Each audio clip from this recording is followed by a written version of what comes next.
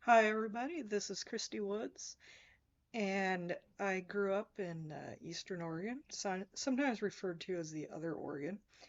And I became fascinated with history because of the complex variety of cultures to be found in Eastern Oregon and the profound changes that have occurred over the last 100 years.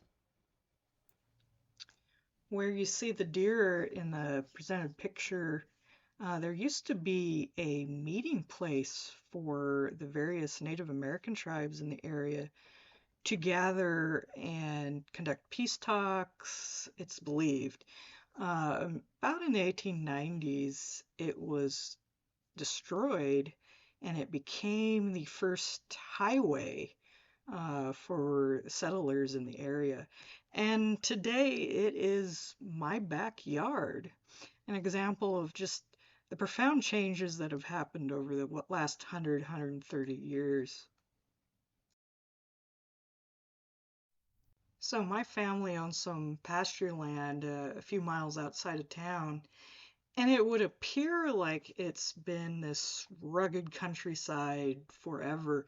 But in reality, there was a decent sized town of around 20,000 people, complete with a large railroad station about the lower left-hand side of the picture.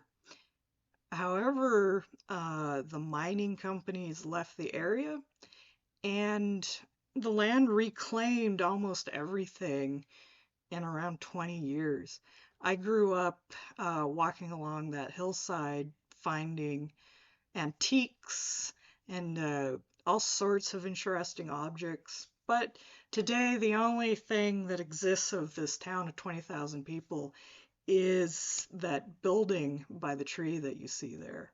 And today, barely anybody even remembers what the name of the town was. So, if you can see the rocks up in the middle of the picture, that's the location of a Nez Perce camp that overlooked the earlier town I discussed. And this became a point of some contention early in the 20th century. And the federal government came in and forcibly removed the camp. And today, nothing exists anymore. The road you see used to be a paved road leading to a water tower, but once again, all of that has been removed and it's been reclaimed by the sagebrush. And initially, earlier in the 20th century, the tree line was much lower, but erosion has pushed everything back. After the removal of the Nez Perce, mines were all the way up the side of the hill, and that created the erosion.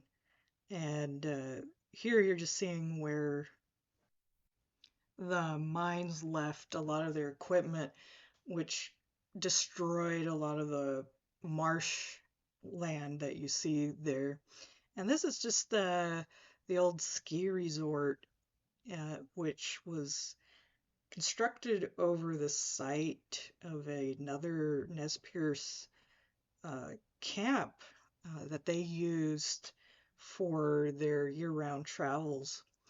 And once again, it was removed by the federal government in around through the 1890s through 1915, and it became a large resort for very famous people. I believe a couple presidents of the United States visited there, and but today there is no hint that there was ever a Nez Perce uh, town or camp, however you want to call it, that was located there.